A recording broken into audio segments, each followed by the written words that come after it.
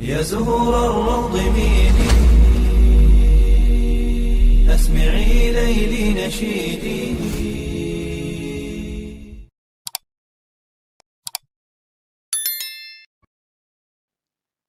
Assalamualaikum warahmatullahi wabarakatuh. Syukur alhamdulillah, dalam kesempatan yang mulia ini kita masih diberikan banyak kenikmatan sehingga kita dapat berjumpa kembali di channel ini. Marilah kita senantiasa bersolawat serta salam kepada junjungan kita semua, yaitu baginda Nabi Muhammad sallallahu alaihi wasallam. Allahumma sholli ala sayyidina Muhammad wa ala ali sayyidina Muhammad. Doa dan harapan saya, semoga sahabatku semuanya selalu diberikan kesehatan, diampuni dosa-dosanya, dikabulkan segala doa dan hajatnya, serta dilapangkan rezekinya oleh Allah Subhanahu wa Ta'ala. Amin ya Rabbal Alamin. Sahabatku yang dirahmati Allah Subhanahu wa Ta'ala, salah satu tanda kasih sayang Allah kepada hambanya yaitu dengan memberikan ampunan ketika seorang muslim mengakui kesalahannya. Bahkan Allah sudah memudahkan cara untuk meminta ampunan, dan salah satunya yaitu dengan beristighfar. Namun ternyata tidak setiap hamba yang beristighfar bisa dengan mudah menghapus dosa-dosanya, karena ada 5 golongan manusia yang ditolak istighfarnya oleh Allah Subhanahu wa Ta'ala. Lantas, siapakah kelima golongan tersebut? Untuk para sahabatku yang setia di channel ini, tak bosan kami ingatkan untuk menyimak video ini hingga selesai, supaya segala informasi yang kami sajikan tidak menjadi gagal faham di memori pikiran kalian. Terima kasih. Sahabatku yang dirahmati Allah, dari seluruh makhluk ciptaan Allah Subhanahu wa Ta'ala yang ada di bumi ini, manusia merupakan satu-satunya makhluk yang paling sempurna, karena ketaatan manusia bisa melampaui derajat malaikat, dan karena keburukannya bisa membuatnya lebih rendah dari seekor binatang. Dengan kondisi ini, kita memang tidak bisa memungkiri bahwa manusia memiliki kesempurnaan yang hanya bersifat sembuh, dan apalagi di setiap waktunya seorang manusia terus-menerus dibayang-bayangi oleh perbuatan salah dan juga dosa. Namun beruntungnya manusia, baik itu amal maupun dosa yang kita perbuat, keduanya sama-sama diperlakukan istimewa oleh Allah Subhanahu wa Ta'ala, sehingga ketika satu perbuatan baik dikerjakan oleh manusia, maka Allah akan memerintahkan para malaikatnya untuk mencatat kebaikan orang tersebut dan membalasnya dengan 10 kali lipat. Dan jika seorang manusia mengerjakan satu dosa, maka Allah Subhanahu wa Ta'ala akan menangguhkan dosa hambanya tersebut selama 6 hingga 7 jam, dengan tujuan agar waktu tersebut bisa digunakan untuk bertaubat.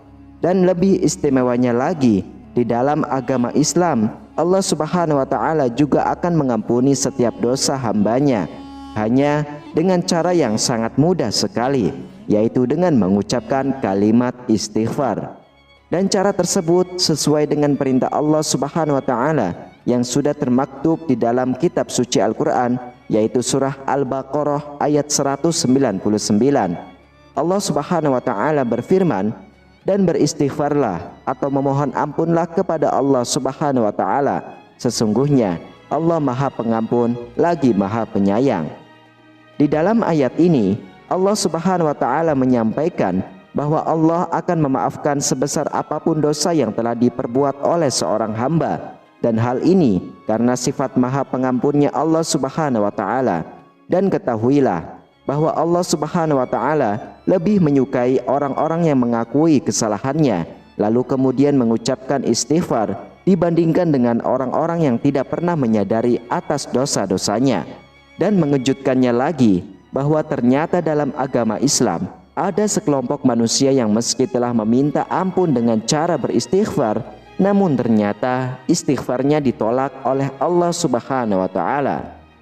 Golongan yang pertama yang tidak diterima istighfarnya oleh Allah yaitu manusia yang melakukan perselingkuhan serta perzinahan.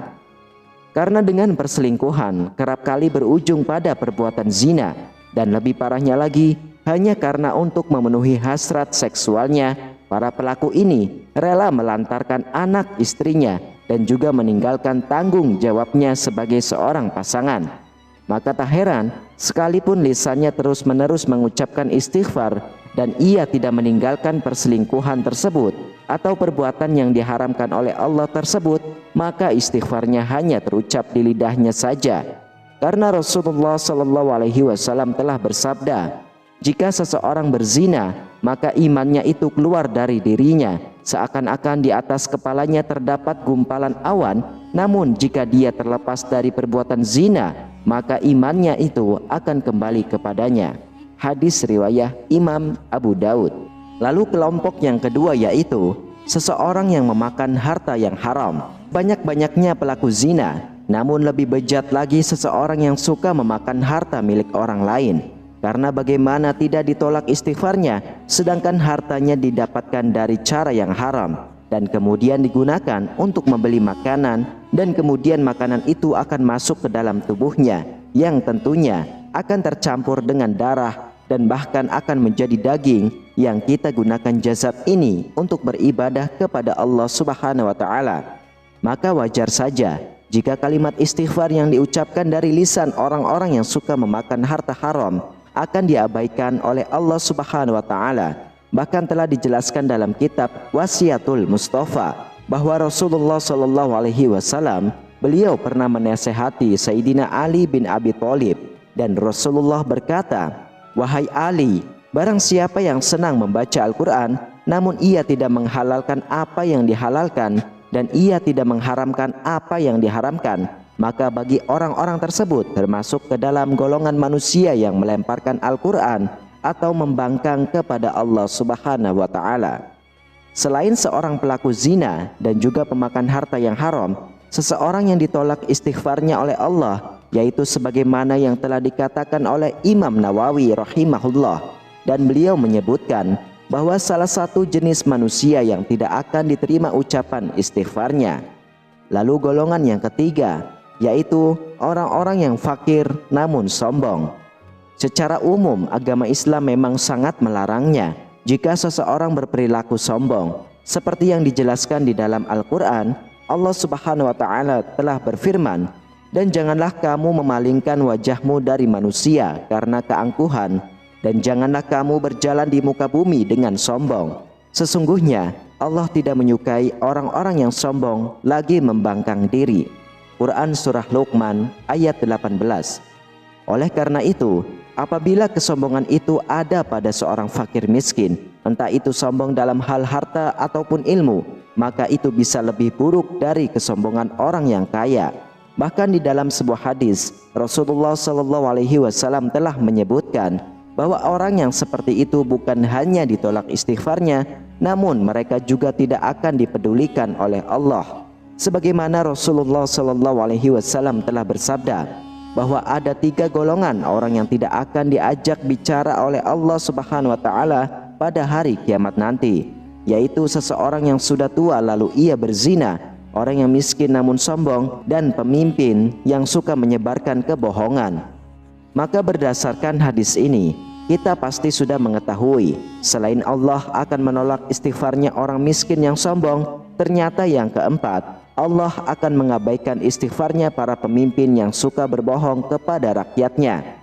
Karena ketika seorang pemimpin berdusta, maka sama saja dengan membuat rakyatnya sengsara. Ditambah lagi, di dalam ajaran Islam, seluruh umat muslim diharuskan untuk mencontoh dan mengikuti sosok pemimpinnya. Padahal Rasulullah SAW telah bersabda bahwa tidak seorang pun yang sangat diperhatikan gerak-geriknya oleh Allah di dunia ini terkecuali pemimpin yang sudah mati namun ia masih memberi kesengsaraan pada rakyatnya, dan sungguh Allah mengharamkan baginya surga. Hadis riwayat Imam Bukhari.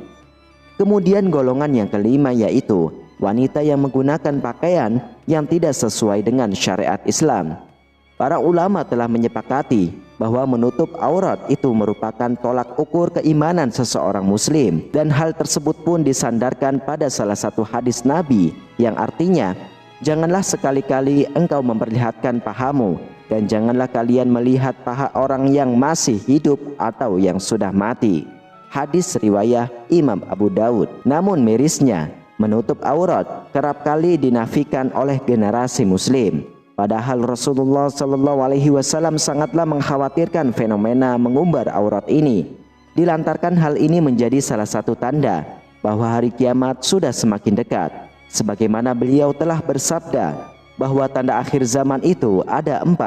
Yang pertama, Allah akan mengangkat keberkahan dari bumi. Lalu yang kedua, mengangkat kasih sayang dari hati manusia. Lalu yang ketiga, mengangkat keadilan dari para pemimpin. Dan yang terakhir, yang keempat, yaitu mengangkat rasa malu pada para wanita. Hadis riwayah Imam Ahmad. Wallahu a'lam bishawab. Sahabatku yang dirahmati Allah Subhanahu wa taala, itulah 5 golongan orang yang akan ditolak istighfarnya oleh Allah Subhanahu wa taala. Semoga kita semua dijauhkan dari golongan orang tersebut, dan semoga kita semua termasuk orang-orang yang mendapat ampunan dan diridhoi oleh Allah Subhanahu wa taala. Dan semoga pula yang menonton video ini hingga akhir, kita dijauhkan dari siksa api neraka dan dimasukkan ke dalam syurganya Allah Subhanahu wa taala. Amin, amin ya rabbal alamin. Demikianlah, hanya ini yang dapat saya sampaikan dan bagikan. Semoga bermanfaat untuk kita semua. Wassalamualaikum warahmatullahi wabarakatuh.